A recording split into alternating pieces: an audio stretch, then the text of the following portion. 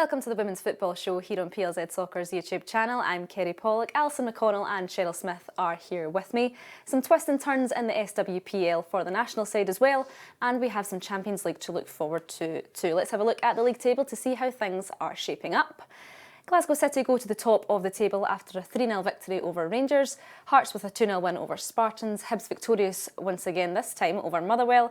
It was a 3-3 draw between Partick, Thistle and Montrose, and Dundee United pick up their first win with a 2-1 win over Queen's Park. The first game we have to look over, Cheryl, is of course Glasgow City 3, Rangers 0. Was it just a bump in the road for Joe Potter's side? I think she'll be hoping it's a bump in the road. It's obviously, like you say, it's her first defeat of the season. She wasn't too chuffed after the game of the performance. I thought the Rangers actually started both halves the better side, but when Glasgow City came into it, they dominated. They really made Rangers look quite average throughout the game, and they're not really used to that, so she'll be hoping that it's just something that they can work on and rectify in the next game. One thing about Joe Potter as well, she never shies away from the fact whenever her team don't show up in games. No, she wasn't particularly happy, as I said, after the game. She wasn't happy with not only the technical play, but also I think maybe their commitment to it. Glasgow City were getting to every ball first. They were second to everything, Rangers. It was a quite strange performance from them. They've not really performed like that this season. So I can see why she was upset about it. But as I say, I think it's one that they maybe need to look at and then put behind them. Absolutely, Alison. Did that result surprise you at all? Yeah, it really did.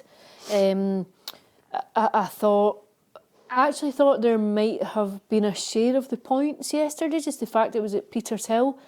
I didn't think Rangers would lose the game. I think for me they've probably looked like the best team in the league, and I think that's a result that makes a lot of people sit up and take notice. I think all of a sudden you're thinking this is a Glasgow City team who are very firmly in the running for the title. I think last season, given the gap that was between Celtic and Rangers and City, I think a lot of people thought that was going to be a new pattern. It was going to be a new emergence of Celtic and Rangers dominating. It's not been the case. I think Glasgow City are absolutely in the driving seat for this title. I think that was a huge win psychologically as much as anything else. I thought Rangers were poor. I think a lot of individual errors within the game.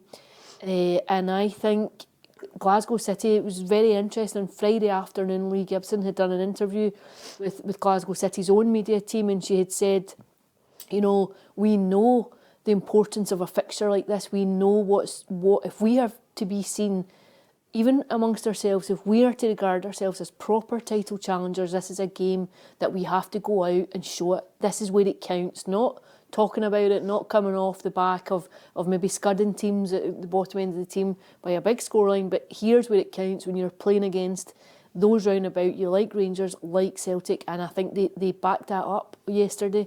They produced a performance, a compelling performance, deserved to go and take the points and go top of the league, and I think it definitely makes people now sit up and take notice that this is a Glasgow City team who fancy getting their hands on the title again. Definitely. Well, let's move on to Partick Thistle. Just on the game, Brian Graham will be disappointed. Just 4 points from their last 4 games. That's not like the team that we saw last season. Yeah, and I think too it'll be compounded by the fact that in the last 2 seasons they've finished top 6 twice. They've punched above their weight, got to the League Cup final 2 last season. So I think there'll be elements of frustration. They have lost big players. They lost Emma Lawton when she obviously went to Celtic right at the end of the season too. I think they look as though they've been toiling, and they'll be really disappointed to have taken only a point from that yesterday. And interestingly enough, after the game, Brian Graham says he feels their chance of top 6 is now gone. Yeah, I think it's probably too early to say that. There's not much between themselves and Motherwell. I think if memory serves me correct, there's only a point between them. Yep. Ever changing all the time, yeah. Yeah, I think it's way too early to say that top 6 is gone. I thought it was quite an odd comment actually to make at this point in the season. I think he's frustrated. I think he's been frustrated. I think in a couple of post-match interviews he's been quite scathing of performances and quite scathing just of maybe the application and the hunger that they've not seen this term. But I think there's time for Thistle to come good. Do you think that's just trying to take the pressure off the players who have punched above their weight and now that top 6 is always in their head, but just making that comment? Yeah, I'm not sure if it's that or if it's just a heat of the moment, if it's just a wee bit of frustration creeping in. Absolutely. Moving on to the Edinburgh sides then, who have both been unstoppable forces so far this season, both getting victories at the weekend, and Hibs take on Glasgow City coming up, Alison. Yeah, huge game, but Hearts too. I mean, Hearts are, I think that's them now, what, just 3 points? Yep, off top three. I think they're 2 points behind Rangers. Rangers, sorry, yeah. 2 points behind Rangers. I think they've been very consistent across the course of the campaign. I think Eva Olid will be delighted. I actually wonder if Eva might be considered among the candidates for the Scotland job to maybe go and replace Pedro Martinez Losa. She's been part of the backroom staff at points, so she already has a working relationship with the SFA. I'm not sure. I'm not sure if maybe they maybe fancy going for maybe someone Scottish who can bring in a kind of identity to that team that might be familiar with the national side or not. However, I just think Hearts have done a fantastic job, and what you would say about Eva Olid is that she's improved that team season after season. Yeah, definitely she has, but we'll get to the candidates for the Scotland job in just a minute. Before we do, Cheryl, Celtic play 20 in their final Champions League game. It is a bit of a dead rubber. 20 did beat Celtic 2-0 in that opening game, but will Celtic see this as an opportunity to get something on the points board? Yeah, I mean, I think it's a perfect chance for them. You've got to give them credit. The level that they're playing at in the Champions League is way above, no disrespect, anything that they're facing in the SWPL. So they've done not too badly. They've not had any, batterings or anything like that throughout the group. But I think they'll be keen to get points on the board. And obviously, like you say, neither team can qualify. I don't think it makes it a dead rubber. 20 were very physical and very strong in that first game.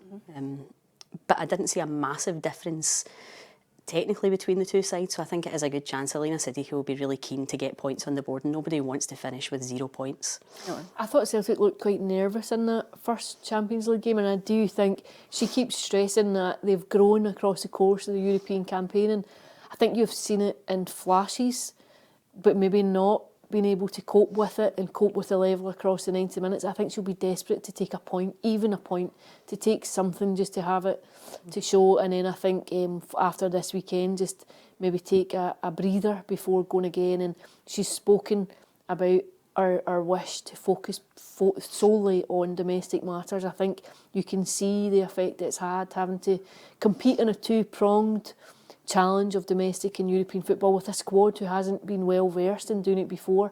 I think it really can be quite sapping on the resources. So I think they'll be really keen to take something from it and then move on, bank the experience and move on. And of course, they know there's a huge differential between the team who wins the league and goes into a Champions pathway to qualify for the Champions League and the team who finishes second to then have to go through very, very challenging qualifiers against some of Europe's elite teams. It's it's almost impossible, I would say, like to try and get through the qualifying phase if you're not going through it as a Champions route. So there's a massive incentive for anyone to win the league out with the fact of just becoming champions. Just staying on Celtic at the moment, was the gap between the level of Celtic and their opponents they went up against, was it underestimated by Alina Siddiqui? No, I don't think it's underestimated. I think, when you qualify for the last 16, I think you know what you're going up against. I think they knew it would be challenging. They knew it would be quite a significant test for them. I think they've relished the challenge. I think you have seen pockets of games where I think you would point to positives. Overall, though, I think it's probably been fairly sobering to see the level of the last 16, to see the gap that exists. I think it is a very significant step up. And I think Celtic had two big teams in that group too. When you look at Chelsea, last season semi-finalists, absolutely expected to go on and possibly win the tournament. They're unbeaten so far in England. Real Madrid too. They're big teams to go and try and test yourself against. This is, you'd have to remember, for Celtic, the first time they've defended a title, which is a very different pressure. It's the first time they've been in the Champions League. It's still a very new team when it comes to playing full-time football. They still have players in there who are part-time, who are juggling careers with managing football. That's a different level when you get to the last 16 and it's almost exclusively a professional level. I think they do deserve credit. I think especially that Chelsea game when they went 1-up, they scored the goal And then very quickly Chelsea scored twice, but they didn't crumble. So I think they do deserve credit for the mentality, at least in that game anyway. Absolutely. Well, let's move on to Scotland then. National team news is that, of course, Scotland manager Pedro Martinez Losa was sacked after Scotland failed to qualify for the Euros. Alison, was that something that you saw coming after that result? Yeah, I think there would be no one who would have been surprised by the news on Friday morning when it came out that there had been a parting of the ways between Pedro and the SFA. I think it was inevitable. As soon as Scotland failed to make it to next summer's European Championships, I think the writing was on the wall. I think there are very few managers who survive 2 failed campaigns, so having failed to make it to the World Cup and then failed to make it to Switzerland in July, I think the writing was on the wall. I think people knew that it was coming. I think it'll still feel quite raw for Scotland, for the players in the aftermath of that. I think it was just a very insipid performance when they got to the playoff final. Game at Easter Road was poor, it was flat, and then there was just nothing about that performance in Helsinki. So I think there needed to be a change of direction. Aside from Eva Olid then, is there anyone else that comes to mind that could be his potential replacement? I think it's interesting what direction the SFA may take. I think when they reflect on where Scotland were as a team when they qualified for the European Championships under Anna Seguin in 2017 and then followed that up with World Cup qualification in 2019 under Shelley Kerr, there was a vibrancy about the women's national team. You could sense an energy about it, an interest around it. I think, when you look at the crowds that waved Scotland off for the World Cup in France, that friendly against Jamaica, there was around 18,000 people at Hampden for that game. What you have seen has been a colossal failure to build on that, to amplify the women's game, to continue on that trajectory. There has been a lethargy around the national team, which comes in part from not qualifying for major tournaments, but also there just seems to be a bit of a disconnect between the women's team and the national team support at large. They've taken games away from Hampden to try and generate interest and support. We've seen very disappointing crowds at Hampden for games. So I think in terms of what coach comes in, it has to be someone who can come in, bring an identity, get the best out of players, because what you haven't seen across recent years is a manager getting more than the sum of the parts. This has been a squad of players who have generational talents within it. You have Caroline Weir, you have Erin Cuthbert, you have Sam Kerr, you've got a very exciting young player in Emma Watson. Scotland should, with the resources and the players they have, be at major tournaments. Are we going to see another generation of Scotland players come through in the coming years, do you think, with trying to qualify for more major tournaments maybe? With the young think it's talent difficult. I think one of the big problems for any manager coming in is going to be the average age of the squad. You have a couple of young players there, obviously, like Emma Watson and Cuthbert still around, but you also have players now who are just hitting the wrong end of 30, who are just coming towards that milestone. If you look at it, the next major tournament you're going to be able to qualify is 2027. So you're going to have a whole clutch of players who are all coming to the end of their international careers, or certainly coming to the twilight days of their careers. I think that is a concern for a new manager coming in. I think it's something that will have to be given consideration. Absolutely. Well, that brings us to the end of the Women's Show for this week. On behalf of myself, Alison and Cheryl, thanks for listening and thanks for watching.